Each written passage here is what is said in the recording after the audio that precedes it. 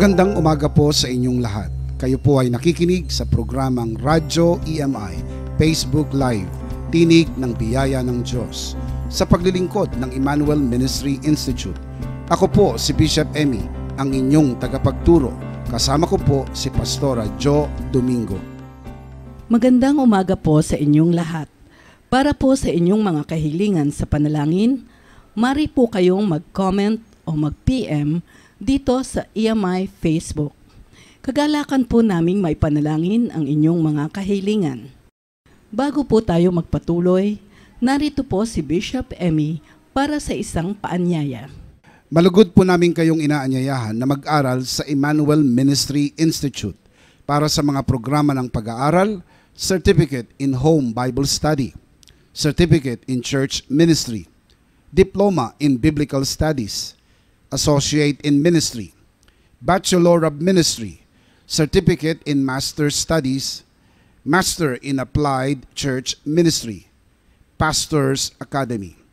Ang pag-aaral sa EMI ay libre o tuition-free. Para sa karagdagang impormasyon, bisitahin po ang aming website www.emi.ph o mag-comment o kaya'y mag-PM dito lang sa EMI Facebook. Samahan po ninyo kami sa umagang ito sa pag-aaral ng salita ng Diyos. Muli, narito ang ating tagapagturo, ang direktor ng Emmanuel Ministry Institute, Bishop Emmy. Pakibati naman ang katabi ng 2 thumbs up. You are sarito. Let's give the Lord a good clap of praise. Can we do that? Amen. Ginawa po ba ninyo ang inyong assignment? Binasa niyo po ba ang ating reading assignment? Yes, no? I hope you did. Sana. But if you did not, let me just encourage you. God will not punish you. We're under grace. But you can read after the message, you can read. Kaya lang madadagdagan ang inyong reading assignment dahil meron na naman karibagong reading assignment. Magpatong-patong po yan. Sabi ng iba, Pastor, bakit kailangan may reading assignment? Para naman akong nasa eskwelahan. And that is true. Sabi sa Bible, if you continue in my word, then you are my disciples. Yung word na disciple po ron, from the Greek word matetes, meaning learner. So we are producing learners here. Hindi po tayo traditional church wherein you can just go and fulfill your religious exercise and then you're done. We want you to be learners of God's Word. So please, read your assignment next time. Kung hindi man yung po nagawa ngayon, you still have another chance next time. Pastor, bakit po kailangan malaman namin ang Gospel of Grace? Let me just explain. Because we are not under the law. If you are under the law, it is expected that you know the law. Kasi pag tinanong sa iyo, are you under the law? Yes. So what are the laws? Kailangan expected ay alam mo. Now sabi natin, we're not under the law, we're under grace. So expected, alam mo yung gospel of grace. Otherwise, you're not so sure. Parang sabi mo, Pilipino ka, pero hindi mo maituro yung bandera ng Pilipino. Sabi, ano dito ang bandera ng Pilipino? Hindi ko alam eh. Pero Pilipino ka, so parang questionable. Ganon din po yun. Pag sinabi mong under grace ka, kailangan ay alam mo yung message of the gospel of grace. So let me just share this with you sa hapon na ito. Acts chapter 20 verse 24.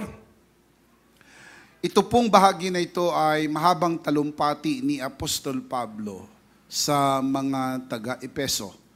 Bago po siya umalis ay namaalam po siya at isinulat naman po ito ni Lucas. Acts chapter 20 verse 24. But none of these things move me, nor do I count my life dear to myself, so that I may finish my race with joy and the ministry which I received from the Lord Jesus, to testify to the gospel of the grace of God. Anong tawag po ni Apostle Paul sa gospel? The gospel of the grace of God. Yun po yung tunay na gospel. The gospel of the grace of God. Ang ibig sabihin ng gospel, good news. Ang ibig sabihin ng grace, gift. Kaya magkabagay yung dalawa. Mabuting balita ba pag sinabing may regalo ko sa iyo? Yes. Because good news is the gospel and grace is gift. You put that together, the gospel of the gift of God. Ang regalo ng Diyos sa atin. Any gospel that is not full grace is really no gospel at all. Sa standard ni Apostle Paul, anumang gospel na hindi full grace is not even worth calling it gospel. Hindi nga tatawagin niyang gospel. Kasi hindi talaga gospel. Anong tawag po sa bahay na hindi totoo? Bahay-bahayan. Anong tawag po sa kotse hindi totoo? Yan. Anong tawag po sa Diyos na hindi totoo? Ganon din po. Ang tawag sa gospel na hindi totoo, gospel-gospelan. Meron pong mga tao na akala totoong gospel, pero in reality, hindi po. Kaya maingat dapat kayo sa simbahang inyong dinadaluhan, kasi baka mamaya, hindi po totoong gospel ang naibabahagi sa inyo.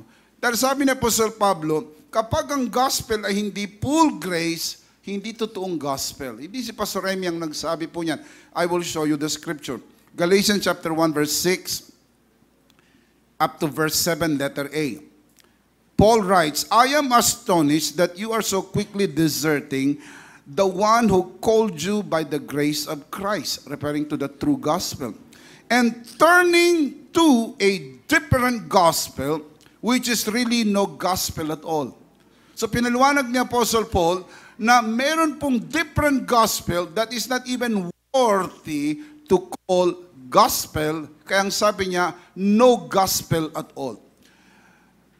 Ang interesting part dito, yung ginamit po niyang word na heteros. Yung word na different from the Greek word heteros. Let me show you the meaning of heteros. Heteros means opposite. That is where we get the word heterosexual. Sabihin, opposite sex. Pag sinabi niyong heteros gospel, opposite gospel.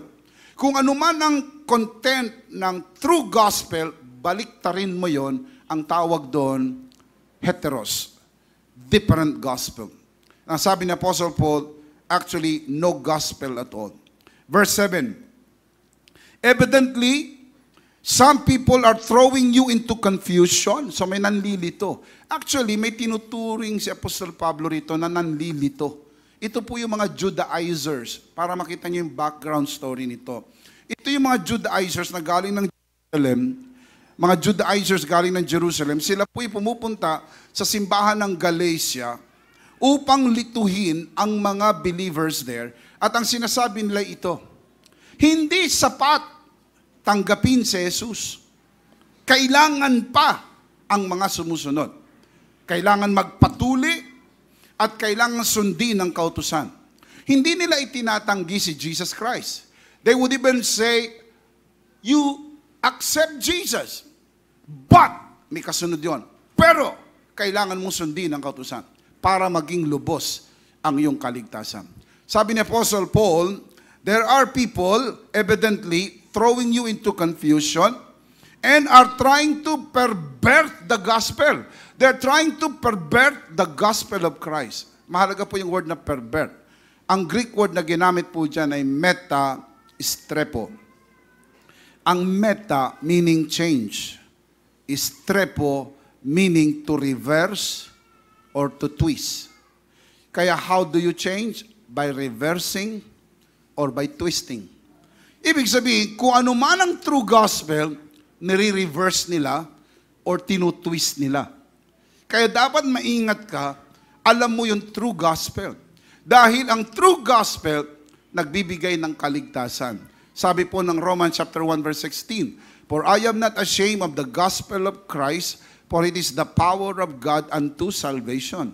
Kung true ang gospel, nagdadala ng salvation. Pero pag hindi po true gospel, wala pong salvation. Kaya maingat na maingat si Apostle Paul tungkol po rito. So let me show you so you can see this very clear. Look up here. You can see this on the screen. Ang true gospel is by grace alone. Look up here. Ang tawag dyan, full grace. Full grace. Ang different gospel naman ay no grace. Napansinin po ninyo, opposite. Ang sabi ng full grace, receive the Lord Jesus and you will be saved, period. Si Jesus lang, walang iba. Hindi Jesus plus the Mother Mary, Jesus plus the saints, Jesus plus the church, Jesus plus good works. Wala po. Only Jesus. Doon naman sa kabaliktaran, you don't need Jesus. All you have to do is just be good. Magpakabait ka lang, sundin mo ang kautusan, ikaw ay maging masikap sa pagsunod ng kautusan, and at the end, you will be saved. Now, that is opposite of by grace. Alam nyo, mga kapatid, this one is very obvious. Alam mo agad, mali yan. This one is more dangerous. The perverted gospel. Kasi ito, pinagsama yung dalawa. Ang sabi niya, tanggapin mo si Jesus, pero may kasunod. Kailangan member ka ng aming church. Dahil pag hindi ka member ng aming church, hindi ka ligtas. Or, tanggapin mo si Jesus, pero hindi lang dapat si Jesus, isama mo rin si Mother Mary. Or, isama mo na rin ang mga santo. Or, kailangan membro ka ng church. Or, kailangan baptize ka. O pastor, hindi ba tayo naniniwala sa baptism? We do believe. Naniniwala po tayo sa baptism, pero hindi po part ng salvation, kundi proof ng salvation. Anong nauna, bunga o ugat? Tagal niyong pinag-isipan na. Anong nauna, ugat o bunga? Kapag may ugat, may bunga. Ang bautismo po ay hindi ugat, bunga. Mauna ka munang maligtas bago ka magpabautismo. Pero pastor, paano mo i-reconcile yan? Doon sa Mark chapter 16, verse 15 to 16. Ang sabi puro na ito, go into all the world and preach the gospel. He who believes and is baptized shall be saved. See, pastor, kailangan maniwala at mabautisman para maligtas. Don't stop there. Keep on reading. He who believes not shall be condemned. Napansin nyo, hindi na inulit yung baptism. Kasi po, pwedeng magpabautismo ang tao nang hindi naman sumasampalataya. Meron po nagpapabautismo, hindi naman dahil kay Kristo, kundi dahil kay Kristi. Di ba?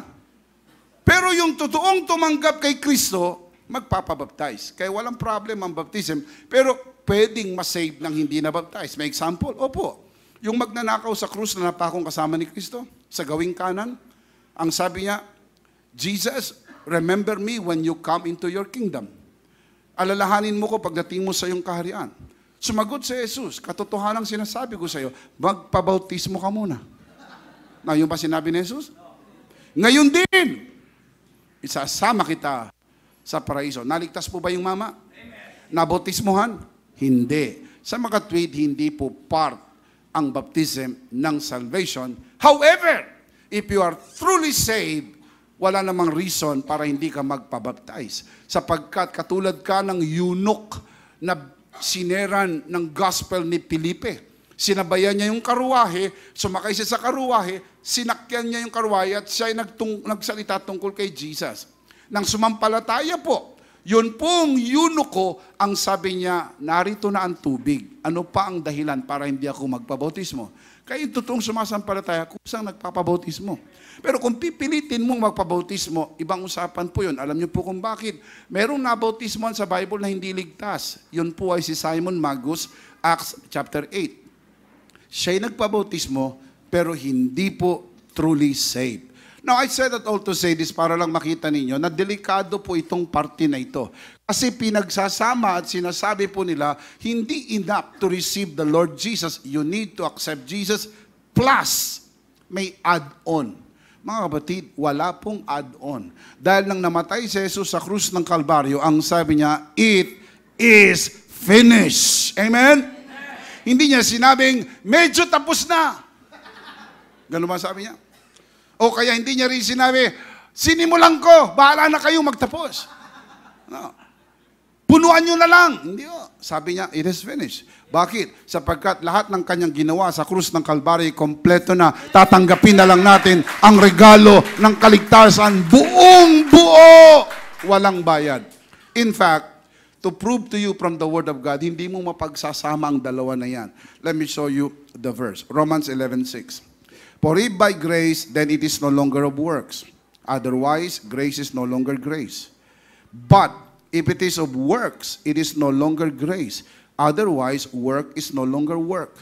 Nasa simpleng verse na to, klarong-klaro, na ang works at grace are totally irreconcilable, incompatible, and impossible that you mix the two.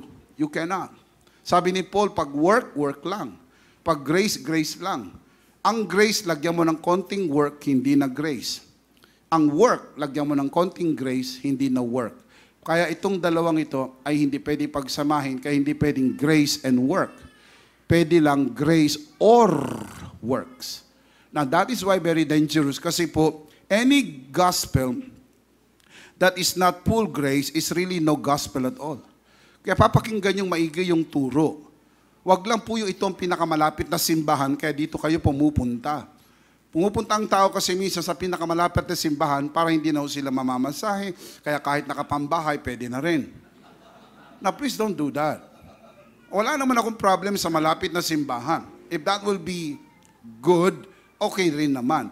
Pero you would notice na may mga tao, they would travel far places just to hear the real gospel. Kasi alam nyo mga kapatid, ang nakataya rito ay kaligtasan mo.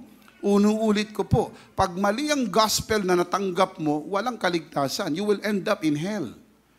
Pinag-uusapan dito, gospel. I will show you the verse in a little while. Any gospel that is not full gospel or full grace is fake gospel. Ano po ba ibig sabihin ng fake gospel? Hindi totoo. Tinatanong ng iba, paano ko malalaman ko anong fake? Simple lang, dapat alam mo yung genuine. Dahil pag alam mo yung genuine, alam mo yung fake. Huwag mo nang aralin yung fake, dahil ang fake nagbabago. Ang aralin mo lang yung genuine. Alam niyo po, pag pinag-aralan mo yung fake, marami kang aaralin. Pero pag ang pinag-aralan mo lang genuine, isa lang ang aaralin mo. Lahat ng hindi papasa sa standard ng genuine, fake na. Kaya kita niyo po sa FBI, NBI, ang pinag-aaralan po nila yung genuine money. Kasi lahat ng hindi papasa sa standard ng genuine money, considered fake. Now, brothers and sisters, look at my eyes. If you know the genuine gospel, any gospel that you hear that would not pass this gospel is a fake gospel. Maliwanag po yun. Sinabi po yan ng Biblia. Kaya tatanungin ko kayo, I want to hear this from you. Answer this affirmatively. What is the genuine gospel? One more time. Now, this is your last chance. Pag nagkamali kayo ng sagot, closing prayer na tayo. Ready? Sit up straight. Fasten your seatbelt. What is the genuine gospel? Why it's important? Because any gospel na marinig nyo, kahit Amerikano pang nagsalita, kahit imported, kahit foreigner, kahit na anghel pa galing sa langit, kahit sino pang magsalita, basta hindi pumasa sa standard ng full grace is a fake gospel. Meron ako ipagtatapat po sa inyo mga kapatid. Mahal po, expensive ang genuine. Lahat ng genuine expensive. Let me give an example. Yung pong t-shirt na merong buhaya dito, yung totoo nun, mahal. Expensive. Ang halaga po nun, depende sa dating ng modelo. Pero maglalaro po yan sa 5,000, 7,000, hanggang 12,000, isang t-shirt. Very expensive. Kaya dahil yung iba cannot afford, bumibili sila ng Japex. Now, I am not hurting your shirt. I am just explaining something here. Pag ang nakadipa rito, totoong buhaya, mahal yan. Pero pag butike, mura lang mo yan. 250. Pero pag magaling kang tumawad, makuha pa ng 150 yan. Tapos kukuha ka pa ng 3, ibibigay pa sa'yo 100. Pero sabi, wala naman ka pinagkaiba yan, Pastor. Nasa nagdadala. Hindi rin o. Dahil magugulat ka. Nung nilaban yung binili mo, naging small. Sabi, bakit lumit ito? You see? Ganun talaga. Dahil yung binayad mo, pang small lang. Pero yung genuine, mga kapatid, mahal. Pastor, anong kaugnayan niya sa minsay? Napakalaking kaugnayan. Ang genuine gospel ay sobrang mahal. Dahil binayad po rito ay ang banal na dugo ng ating Panginoon. The price is the blood of Jesus. Look at my eyes. Satan cannot afford it. That's why Satan faked it. Finake ni Satan ang genuine gospel because he cannot afford the price. And the price is so high. That is why you need to keep the pure gospel. Yan po yung ipinaglaban ni Martin Luther. Reformation. 17th century. Kaya ho nagkaroon ng protestante. Noong unang panahon, ang religion po Catholic lang. The biggest religion in the world, Catholic. Lahat po kayo, bago na born again, kundi man lahat, many of you, ay galing sa Catholic religion. Ang napansin po ni Martin Luther ay ito. Kasi si Martin Luther ay profesor sa isang seminary. Angat siya ng kaunti sa lahat ng profesor dahil siya ay isang profesor na nakakabasa ng Greek. Yung iba niyang kasabayang profesor, ang nababasa lang po yung Latin. Kaya ang Bible nakasulat sa Latin Vulgate. Kaya binibigay lang sa kanila na Biblia ay Latin Vulgate. Pero dahil meticuloso itong si Martin Luther, sinilip niya yung original Greek text. Napansin niya may discrepancy yung Greek text dun sa Latin Vulgate. Napansin niya, iba ang turo ng simbahan, iba ang turo ng Bible. Dahil ang turo ng simbahang Katoliko ay tanggapin si Jesus plus you do the penance, you do the good works, you have to be part of the church, you have to pray to the saints, you have to include Mary, the Mother of God, so forth and so on. Natinignan niya sa original text, it's not there. Dahil po ron, ipinanganak ang tinatawag na sola gratia. Yun po yung only by grace. Ipinaglaban po yan ni Martin Luther. At sa paglipas ng panahon, dahil alam ni Satanas kung gaano ka makapangyarihan po, ang full grace na dilute, na dilute, na dilute, na dilute, dahil po sa lakas ng impluensya ng simbahang Katoliko sa buong mundo, na ang mga ebanghelikong simbahan na dapat ay maging kakaiba, sumabay na rin sa kanila. Minsan, wala ka ng pinagkaibang turo, ang magkaiba na lang po, may rebulto sila, ikaw ay wala, pero halos parehas na kayo ng gospel.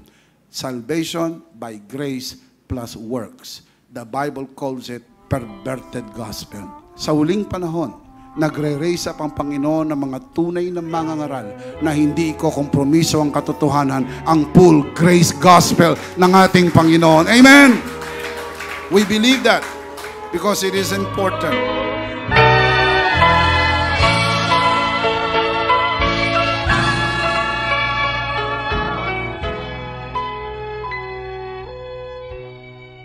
Maraming salamat po sa inyong pakikipag-aralan sa amin.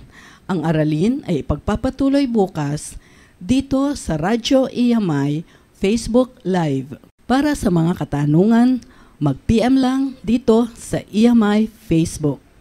Bago po tayo magpaalam, muli, narito po si Bishop Emmy para sa isang paanyaya. Inaanyayahan kita na tanggapin ang Panginoong Hesus sa iyong puso bilang Panginoon at sariling tagapagligtas. Sumunod ka sa panalangin ito.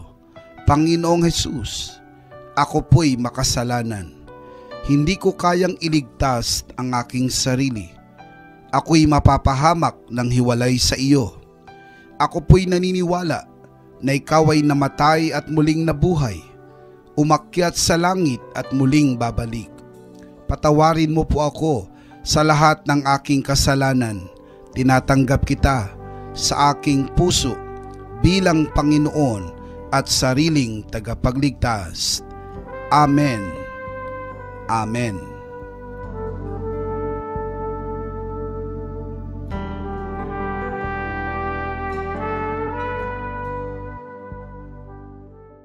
Malugod po namin kayong inaanyayahan na dumalo sa EMI Sunday Services sa mga oras na 6 a.m., 8 a.m., 10 a.m., 3 p.m., 5 p.m., at 7 p.m.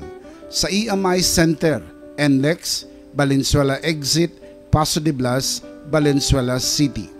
Our worship services are open for all. Para sa karagdagang impormasyon, maaari ninyong i-browse ang EMI Facebook o bisitahin ang aming website www.emi.ph.